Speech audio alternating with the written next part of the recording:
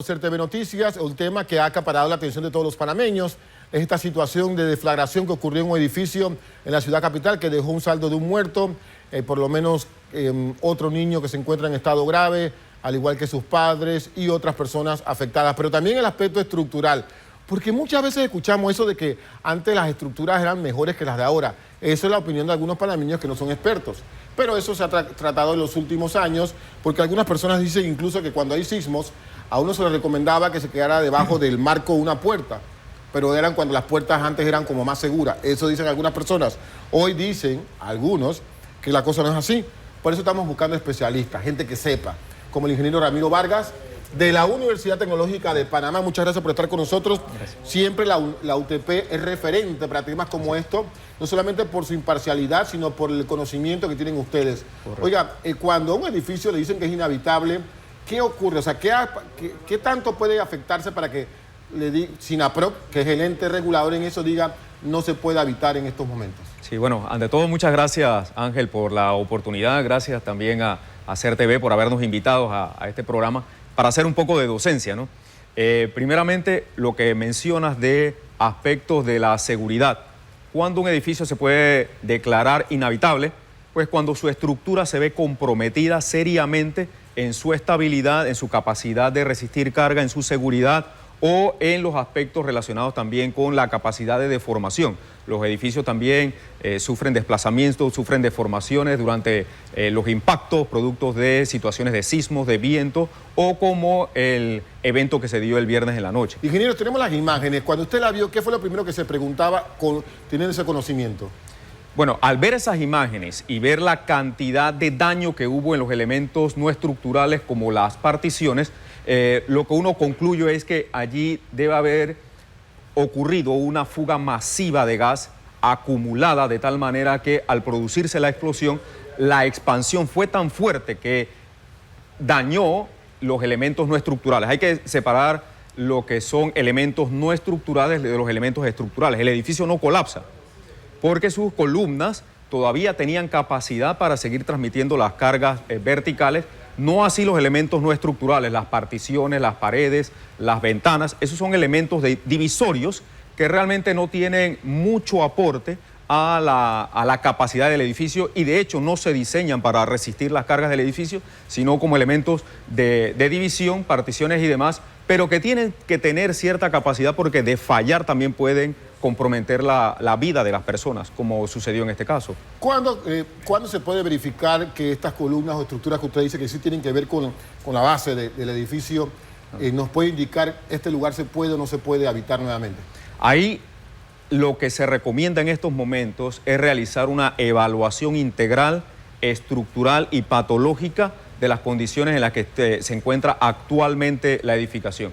Eso ahora mismo tiene que ser sometido a una serie de análisis, tanto de muestras de laboratorio, hay que tomar extracciones de núcleos de concreto para ver qué tanto se vio afectado el concreto como material.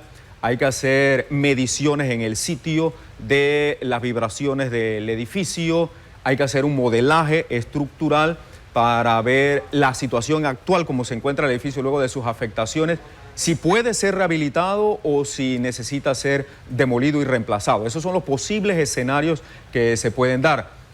Quizás, dependiendo del estudio también y lo que arroje como conclusión, el edificio pueda ser rehabilitado. Pero por supuesto eso pasa por un análisis técnico, un análisis de factibilidad y sobre todo un análisis de seguridad y de riesgo. ¿Cuánto tomaría eso, por ejemplo, en el caso que ustedes estén ahí, por ejemplo? ¿Cuánto tomaría eso? Bueno, la Universidad Tecnológica con el Centro Experimental de Ingeniería es el referente para hacer estas evaluaciones patológicas. De hecho, nosotros tenemos mucha experiencia de muchos años trabajando en la evaluación, análisis de las estructuras. Tiene varias fases un estudio de esta naturaleza. El trabajo de campo es importante. Por ahora, por supuesto, como están las investigaciones y se está limpiando, nadie puede entrar por razones de seguridad, pero en el momento que se pueda, habrá que hacer un diseño de la evaluación del edificio, la parte experimental, la cantidad de muestras que hay que tomar, los análisis mecánicos del concreto, físico-químico del concreto para ver qué tanto la onda expansiva pudo haber penetrado y cómo se encontraba el edificio en su condición de deterioro actual. hay que hacer una modelación. Esto es un trabajo que puede tomar varios meses. No me puedo adelantar y decir precisamente qué cantidad, pero podrían ser varios meses de análisis para poder llegar a conclusiones hacia una toma de decisiones prudente y correcta. Don Ramiro, ingeniero, yo ahora voy a hacer un tema que no tiene que ver nada con este edificio, espero que sea así, pero sí ustedes lo han denunciado. Por ejemplo, el tema de bloques merengues, Sí. Algo que nos preocupaba, incluso hicimos reportajes sobre eso, que tú tenías ese bloque de cemento que no lo vendía una empresa grande, sino estas empresas pequeñitas, Claro. y cuando usted lo tocaba se deshacía, ni siquiera se rompía, sino que se deshacía. ¿Qué ha podido ustedes captar en este trabajo que han realizado? Sí, como mencionaba, nosotros en el Laboratorio de Ensayo de Materiales del Centro Experimental de Ingeniería hacemos los análisis de los bloques. Los bloques tienen dos funciones. Hay bloques estructurales, que son bloques que tienen capacidad de carga y la suficiente resistencia para ser utilizados para muros de contención, rellenos con acero de refuerzo y demás, dentro de un diseño, por supuesto. Y hay bloques de tipo no estructural, que son los que utilizamos en nuestras viviendas, en nuestros edificios, para particiones, para divisiones, paredes. Ese bloque tiene que tener unas características diferentes, no está diseñado para soportar grandes cargas, pero sí tiene que tener una integridad, una composición, porque él no puede romperse en su manipulación.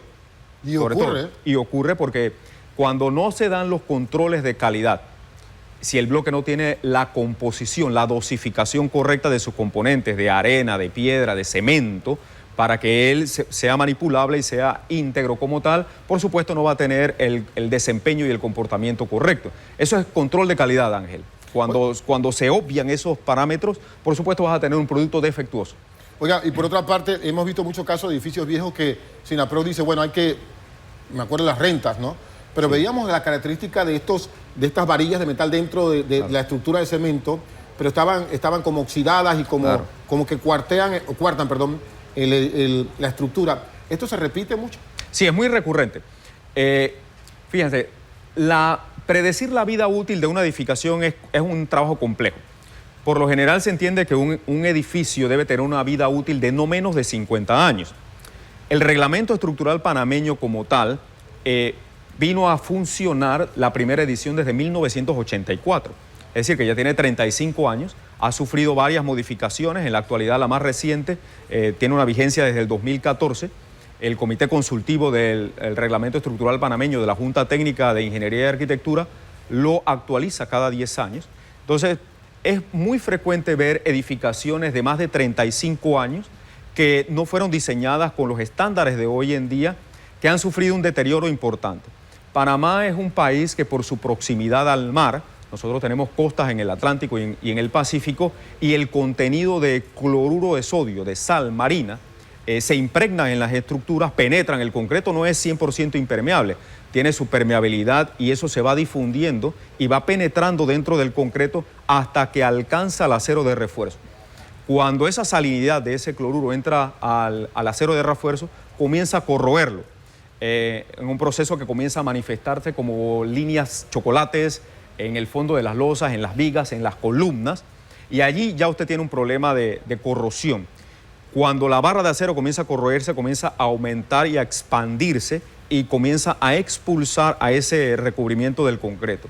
El recubrimiento del concreto debe ser tal, puede ser 3/4 de pulgada, 1 pulgada o más si es requerido, para impedir o dilatar esa penetración del cloruro y darle durabilidad a las estructuras. Es que una edificación que ya tenga en nuestro país más de 35, 40, 50 años, y hay muchísimos edificios funcionando todavía, debe ser sometido a una evaluación patológica estructural por personal idóneo, certificado, de manera que pueda evaluar si el edificio todavía es competente para seguir funcionando en las labores que fue diseñado. Ingeniero, le estoy exigiendo, y usted discúlpeme la palabra, que pueda venir en otra ocasión para hablar el tema de sismología y edificios. Con mucho gusto. Y creo que ahí viene mucho el tema de edificios de antes y edificios de ahora, claro, las nuevas reglamentaciones, pero es un tema que tenemos que tocarlo de manera puntual, particular, claro, aparte de esta entrevista que hemos hecho durante el día, la mañana de hoy. Claro. Muchas gracias, ingeniero Ramiro.